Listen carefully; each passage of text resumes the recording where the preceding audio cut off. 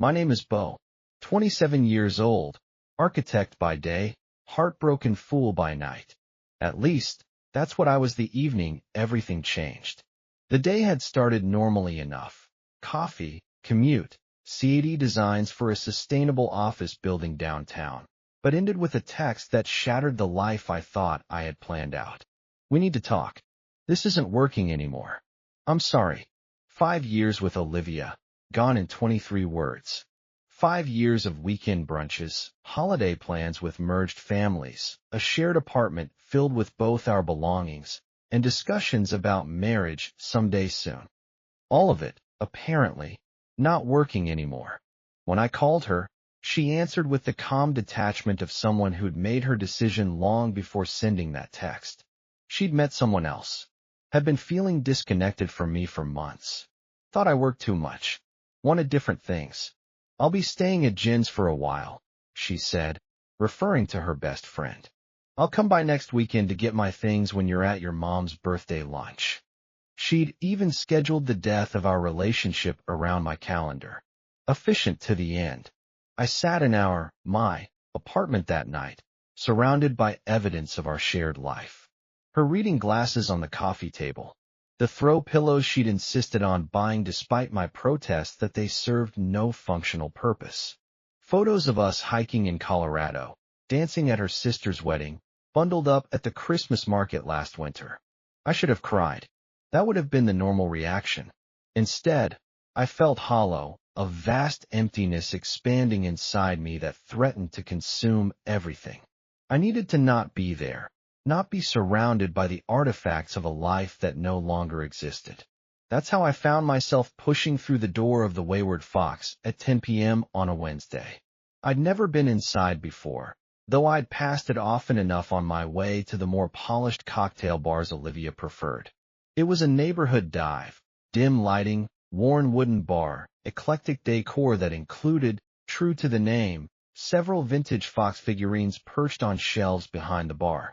The place was mostly empty, just a few patrons scattered at tables and a couple of regulars hunched over the bar. I took a seat at the far end, away from everyone, and waited for the bartender to notice me. "What can I get you?" The voice was low and melodic, with a slight rasp that suggested either smoking or late nights of talking over loud music. I looked up into eyes so green they seemed artificial, set in a face that would have been pretty if it weren't for the sharpness of its angles. High cheekbones, strong jaw, straight nose. The bartender's hair was a rich auburn, cut short on the sides but longer on top, styled in a way that looked effortlessly tousled. "Whiskey," I said. "Neat. Whatever's good." He raised an eyebrow. "Define good." "I've got everything from won't make you blind to might require a small bank loan." Despite everything, I felt the corner of my mouth twitch. Somewhere in the middle. I want to remember drinking it, but maybe not everything after. A flash of understanding crossed his face. "Got it." He reached for a bottle on a middle shelf, pouring a generous measure into a tumbler. "Rowan, by the way." "What?" "My name," he clarified, sliding the drink toward me. "Usually helps to know who's serving your poison." "Bo," I offered, taking the glass. "Thanks." He nodded and moved away to serve another customer, leaving me to my whiskey and my thoughts. The liquor burned pleasantly going down, warming me from the inside in a way that made the hollow feeling recede, if only temporarily. When my glass was empty, Rowan appeared with the bottle before I could signal him. "Another?" I nodded, watching as he poured with the practiced ease of someone who'd done this thousands of times.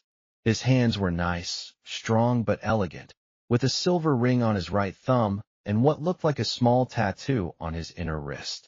"Rough day?" he asked, replacing the bottle. "Rough life," I replied, then immediately felt foolish for the melodrama. "Sorry, that was... my girlfriend of 5 years dumped me. Via text. Earlier today." Rowan winced. "Via text? That's cold. Apparently she's been feeling disconnected for months. Also, she met someone else." I took a larger sip than intended, the whiskey burning more sharply this time. The classic "it's not you, it's me" And also someone else I've been seeing behind your back. He leaned against the bar.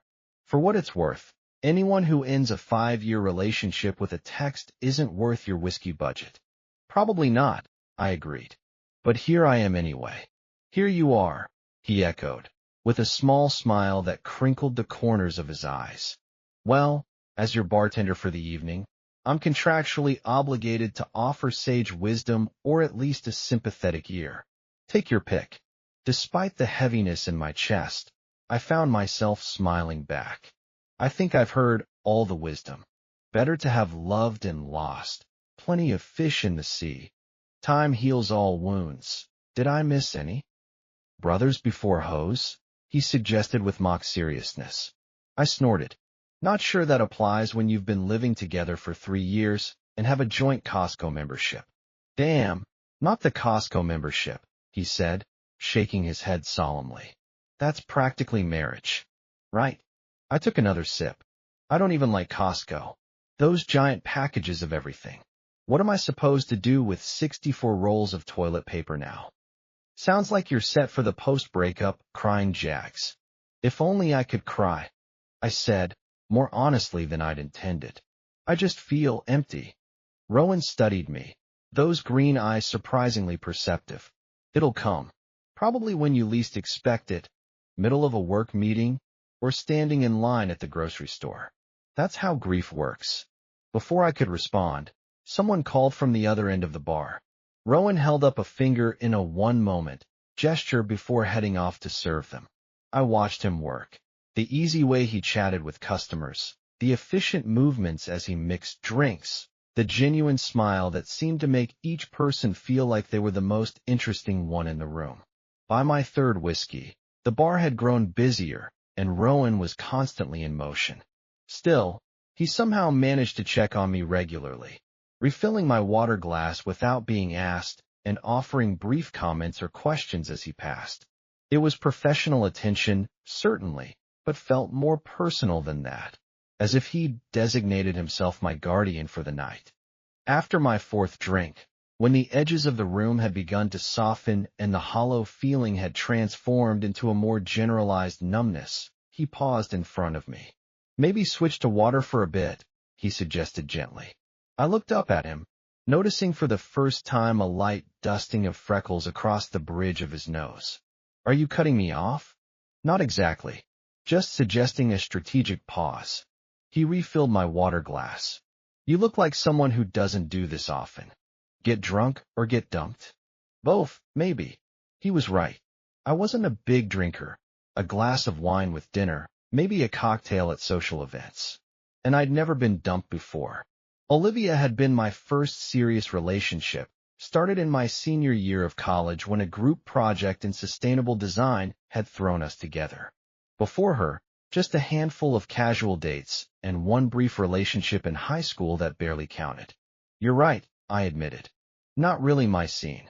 Nothing wrong with that, Rowan said. Just means your tolerance is probably lower than you think.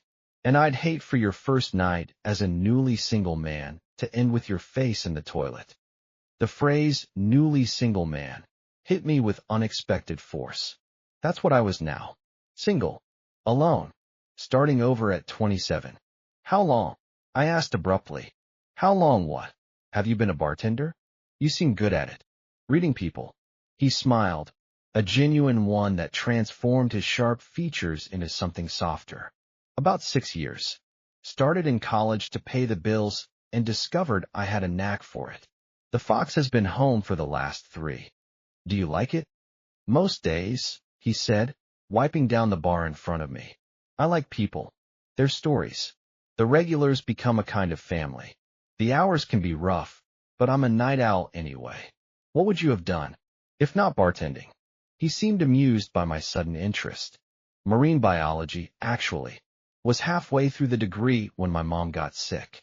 Had to drop out to help care for her and never went back. He shrugged. Life happens. I'm sorry about your mom, I said. Thanks. She's better now. Different, but better. A shout from a group of guys who'd just entered drew his attention. Duty calls, he said. Drink your water, Bo. The way he said my name, with a slight emphasis on the vowel sound, making it more melodic than I was used to hearing, sent an unexpected shiver through me. I attributed it to the alcohol and obediently sipped my water. As the night progressed, and the bar filled with the Thursday Eve crowd getting an early start on the weekend, I remained at my corner spot, nursing a fifth whiskey that Rowan had finally relented and served me after I dutifully finished my water. The numbness had given way to a pleasant floatiness, the kind where emotions seem both distant and more accessible at the same time. I found myself watching Rowan move behind the bar, admiring the efficiency of his movements, the way he managed to make each customer feel attended to even in the growing crowd. There was something compelling about him, a quiet confidence, an easy charm that never felt forced. By 1 a.m., the crowd had thinned considerably. I'd switched back to water on Rowan's insistence, and the floaty feeling had morphed into a heavy tiredness that made the prospect of getting home seem impossibly complicated. Last call, Rowan announced to the remaining patrons, most of whom signaled for final drinks. I realized I should probably call a rideshare. I fumbled for my phone, but when I tried to focus on the screen, the icon seemed to swim before my eyes. After 3 failed attempts to unlock it, I set it down with a sigh. Rowan appeared in front of me. "Need me to call you a ride?" "Please," I said, relieved at the offer. "Can't seem to make my fingers work properly." He smiled. "That tends to happen after 5 whiskeys." "Phone code," I told him, watching as he efficiently ordered a car. "Should be here in 7 minutes," he reported, sliding my phone back to me. "You good to wait?" "Yeah," I said, then hesitated. "Thanks. For everything tonight. The drinks. The conversation. Not judging me for being a mess." "Part of the job," he said, but his smile suggested it was more than that. "And for what it's worth, as far as post-breakup messes go, you're pretty tame. No crying. No drunk texting the ex. No hitting on random women as revenge." "The night is young," I joked weakly. "It's nearly 1:30 a.m. The night is middle-aged at best." I laughed, the sound surprising me. How long had it been since I'd laughed? It felt good, a brief respite from the heaviness. Rowan began his closing routine, wiping down the bar, restocking glasses, counting the register, while I waited for my ride. I should have been checking the app to track the car's progress, but instead found myself watching him, appreciating the methodical way he moved through his tasks. After a few minutes, I remembered to check my phone. The ride had been canceled by the driver. I tried to request another, but a notification popped up. "No drivers available in your area." "Problem?" Rowan asked, noticing my frown. "Ride canceled. Trying to get another, but apparently there aren't any." He glanced at his watch. "Big concert let out at the arena about 20 minutes ago. Probably grabbed all the available cars." He considered for a moment. "Where do you live?" I told him, and he winced. "That's a good 30-minute walk from here. Not ideal in your condition." "I'll try again in a few minutes," I said, though the thought of waiting indefinitely was unappealing. The bar was now empty except for us, the lights turned up as Rowan cleaned. He seemed to be having an internal debate, then came to a decision. "I live about 10 minutes from here. You can crash on my couch if you want, then get a ride in the morning when there's more availability." The offer took me by surprise. I couldn't impose like that. "It's not an imposition," he said simply. "I've got a comfortable couch, extra toothbrushes for guests, and I was planning to make breakfast anyway. Besides," he added with a half-smile, "I'd feel responsible if you passed out in a gutter trying to walk home." I should have declined. Should have called a traditional taxi service, or even a friend, though the thought of explaining my situation to anyone I knew was exhausting. But something about Rowan's straightforward offer, free of pity or judgment, made it easy to accept. "If you're sure it's no trouble," I said. "No trouble," he confirmed. "Just let me finish closing up." 20 minutes later, we were walking through the quiet streets. The night air was cool, but not cold, a perfect early autumn evening. Rowan walked beside me, occasionally guiding me with a light touch on my elbow when I weaved slightly. The alcohol was still very much in my system, but the fresh air had cleared my head somewhat. So, architecture, Rowan said as we walked. How'd you get into that? I was surprised he remembered that detail from our earlier conversation. Always loved buildings. The way they shape how people live, work, interact. My grandfather was a carpenter. Used to take me to job sites when I was a kid. Watching something take shape from nothing, it's kind of magical. I can see that, he said thoughtfully. Creating spaces for life to happen in. Exactly. Few people understood that aspect of architecture, the human element beyond the structural design. What about you? Any plans to go back to marine biology? He shrugged. Sometimes I think about it. Take a few classes when I can. But honestly, I've built a life I like. The Fox is home in a lot of ways. The owner's talking about retiring in a few years, maybe selling to me if I can pull together the financing. You'd keep it the same? Mostly. Maybe expand the food menu. Add some events, quiz nights, local bands. He glanced at me. You think that's settling? Not finishing the degree. Not at all, I said honestly. Building something that matters to you and others. That's success, by any measure. He smiled, seeming pleased by my answer. Here we are, he said, stopping in front of a converted warehouse building. Home sweet home. The building had been renovated into loft apartments, the kind featured in architectural magazines. High ceilings, exposed brick, large windows. Rowan led me to the elevator, then to a unit on the 4th floor. It's not much, he said as he unlocked the door, but it's mine. He was being modest. The loft was stunning. An open space with the original industrial elements preserved but softened by thoughtful decor. A wall of windows looked out over the city.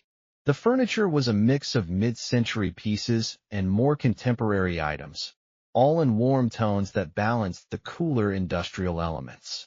This is beautiful, I said, momentarily forgetting my own troubles as I took in the space. Did you design it yourself? Most of it, he said, seeming pleased by my reaction. The building conversion was done before I bought in, but the interior was all me. Well, me and a lot of YouTube tutorials. I wandered further in, admiring the details. The clever room dividers that created distinct living areas without walls, the carefully placed lighting that highlighted architectural features, the art on the walls that was eclectic but cohesive. You have a great eye, I said, professional appreciation momentarily overtaking my personal turmoil. Seriously, this is the kind of space that would be featured in design magazines. High praise from an actual architect, he said with a smile. Thanks.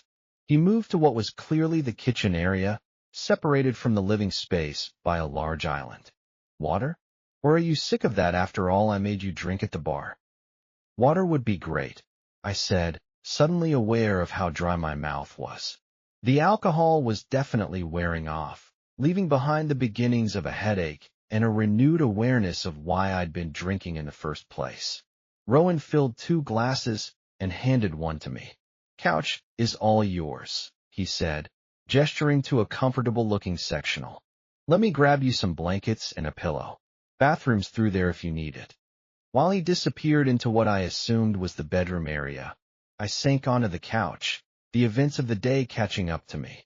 In the space of 12 hours, I'd lost my relationship, gotten drunk for the first time in years, and ended up in a stranger's, albeit a very kind stranger's, apartment. It was the most uncharacteristic day of my life. Rowan returned with bedding and what looked like a t-shirt and sweatpants. Thought you might want something more comfortable to sleep in than jeans, he explained, setting everything on the coffee table. I'm a bit taller than you, but they should work well enough for one night. Thank you, I said, the words feeling inadequate for the kindness he'd shown me. For all of this. I'm not usually this. I gestured vaguely, unsure how to describe what I was. Human, he suggested with a gentle smile. Everyone falls apart sometimes, Bo. The trick is finding safe places to do it. Something about his words, or perhaps it was the kindness in his eyes, or the culmination of the entire horrible day, finally broke through the numbness I'd been feeling. To my horror, I felt tears welling up, the hollow feeling expanding until it threatened to swallow me whole. I'm sorry, I managed, trying desperately to control the emotion. I don't know why I'm. Hey, Rowan said softly, sitting beside me on the couch. It's okay. Really. And then I was crying. Ugly, messy tears that I couldn't stop. 5 years of love and plans and shared dreams, gone in a text message. The humiliation of being left for someone else. The loneliness stretching out ahead of me. It all came pouring out in a flood I couldn't contain. I expected Rowan to be uncomfortable, to make some excuse and give me privacy. Instead, he simply placed a hand on my shoulder, a warm, anchoring presence that somehow made it okay to fall apart. She was supposed to be it, I said between sobs. We had everything planned. House in the suburbs next year. Marriage the year after. Kids eventually. Now it's just gone. And I didn't even see it coming. Sometimes we don't, he said quietly. We see what we expect to see, what we want to see. Were there signs? I asked, more to myself than him. Did I miss them? Was I so focused on the future that I missed what was happening right in front of me? Maybe, Rowan acknowledged. Or maybe she wasn't as invested as you were from the beginning. Either way, it doesn't make the pain any less real. His honesty was refreshing, no platitudes or false reassurances, just a recognition of the reality of loss. Gradually, my tears subsided, leaving me exhausted but somehow lighter, as if the hollow space inside me had been partially filled with something else. Not happiness, certainly, but perhaps the beginning of acceptance. Sorry about that, I said, wiping my face with the back of my hand, embarrassed by the breakdown. Don't be, Rowan said, standing to fetch a box of tissues from a nearby shelf. Honestly, I was worried when you weren't crying earlier. That kind of numbness isn't healthy. I took the tissues gratefully. Voice of experience? He smiled ruefully. Let's just say you're not the first heartbroken person I've encountered, professionally or personally. I wanted to ask more about his own experiences, but exhaustion was overtaking me, my eyelids growing heavy. Rowan seemed to notice. Get some rest, he said, standing. Bathroom's all yours if you want to clean up. I'm just through there if you need anything. He gestured toward a sliding barn door that presumably led to his bedroom. Thank you, I said again, the words still feeling inadequate. Really, Rowan, I don't know what I would have done tonight without you. Probably called a regular taxi, he said with a smile. But I'm glad you didn't have to. Good night, Beau. Good night. After he disappeared into his room, I used the bathroom, changing into the borrowed clothes which, as predicted, were a bit long but otherwise comfortable. The t-shirt smelled faintly of laundry detergent and something else, a warm, slightly spicy scent that I recognized as Rowan's. It was oddly comforting. I settled onto the couch, which was indeed as comfortable as it had looked, and pulled the blanket over me. Despite the emotional turmoil and unfamiliar surroundings, sleep claimed me almost immediately. I woke to sunlight streaming through the large windows and the smell of coffee. For a disorienting moment, I couldn't remember where I was. Then it all came flooding back. Olivia's text, the bar, Rowan. I sat up, running a hand through my disheveled hair, and looked around. Rowan was in the kitchen area, his back to me as he moved around preparing what looked like breakfast. He was dressed casually in jeans and a Henley, his auburn hair even more tousled than it had been the night before. Morning, I called, my voice rough with sleep. He turned, a smile lighting his face. Good morning. How's the head? I took a moment to assess. There was a dull throb behind my eyes, and my mouth felt like it was filled with cotton. But overall, it wasn't as bad as I'd feared. Surprisingly functional. Whatever whiskey you served me must have been the good stuff. Told you I wouldn't steer you wrong, he said, pouring coffee into a mug. Cream? Sugar? Black is fine, I said, standing and folding the blanket neatly before making my way to the kitchen island. He handed me the mug, our fingers brushing briefly in the exchange. Breakfast will be ready in about 5 minutes. Nothing fancy, just eggs and toast. There's aspirin in the bathroom cabinet if you need it. Thanks. I took a sip of the coffee, which was excellent, strong but not bitter. You really didn't have to do all this. I was making breakfast anyway, he said with a shrug. And honestly, it's nice having company. Most mornings it's just me and NPR. While he finished cooking, I excused myself to use the bathroom, finding the aspirin and taking two just as a precaution. I caught sight of myself in the mirror and winced. My eyes were puffy from crying, my hair a disaster, and I had at least a day's worth of stubble darkening my jaw. Not my finest moment. When I returned, Rowan had set 2 plates at the island. Simple but appetizing arrangements of scrambled eggs, toast, and what looked like roasted tomatoes. He gestured for me to sit. This looks amazing, I said, realizing I was actually hungry despite everything. Thank you. Least I could do after making you cry, he said lightly. I smiled despite myself.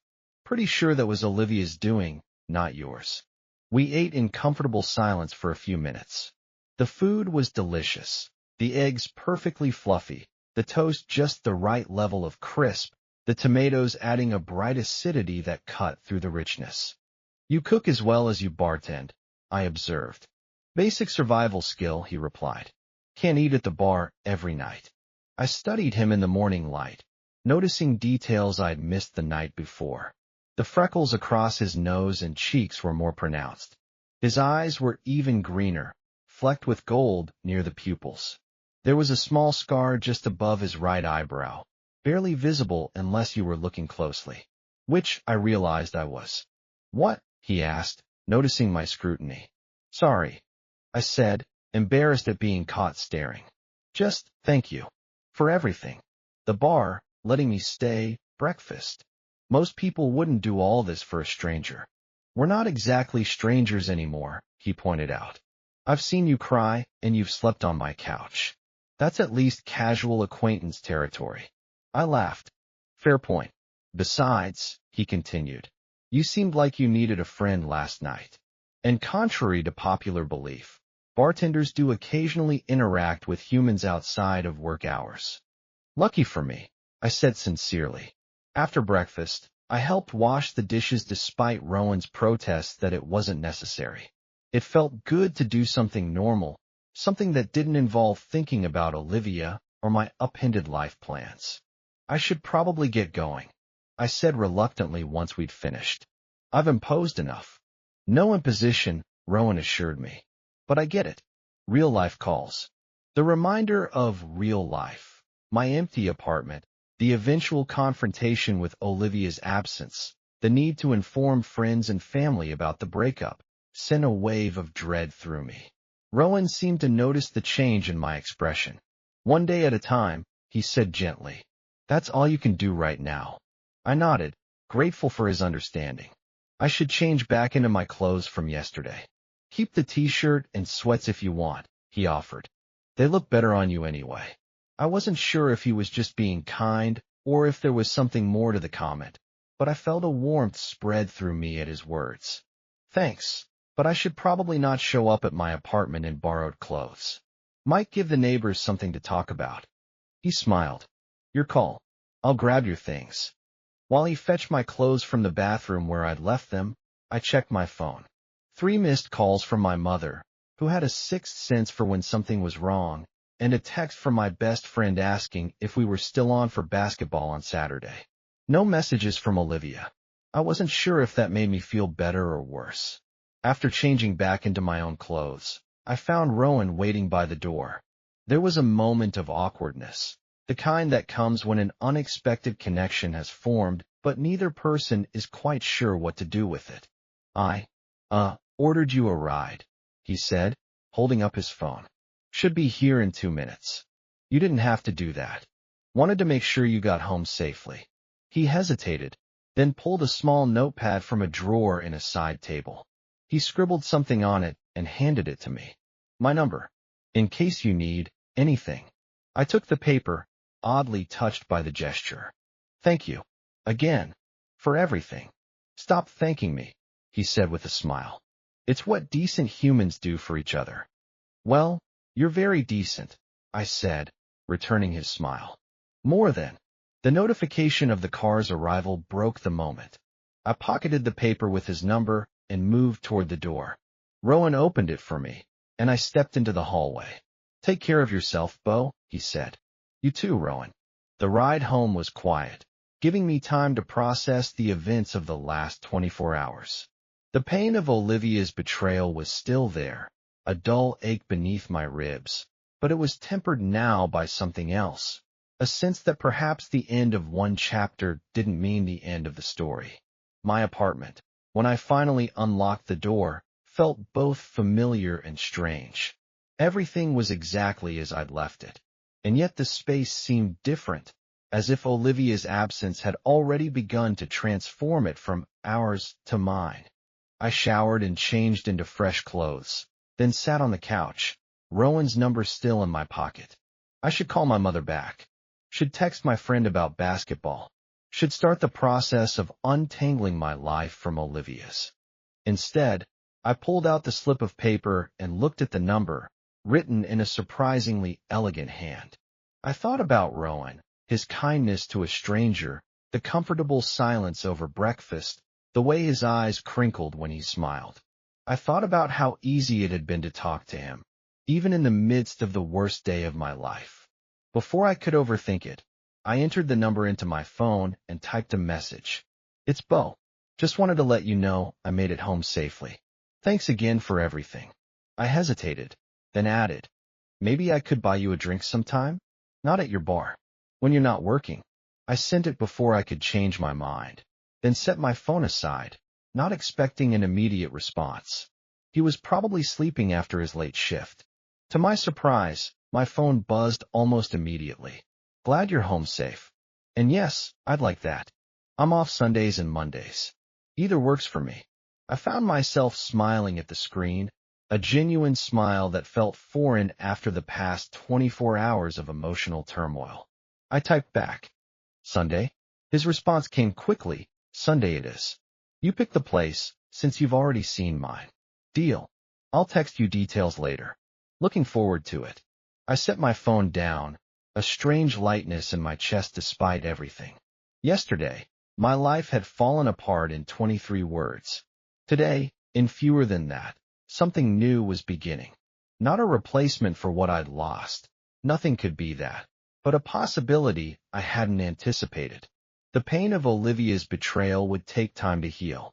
The process of rebuilding my life without her would be challenging and often lonely. But as I looked around the apartment that was now just mine, I realized that perhaps there was freedom in the breaking of plans, in the unexpected turns life takes when we least expect them. My name is Bo, 27 years old, architect by day, and as of last night, no longer a heartbroken fool. Just a man beginning to understand that sometimes the end of one story is simply the beginning of another. And sometimes, the person who helps you through your darkest moment might be the one who brings light to what comes next.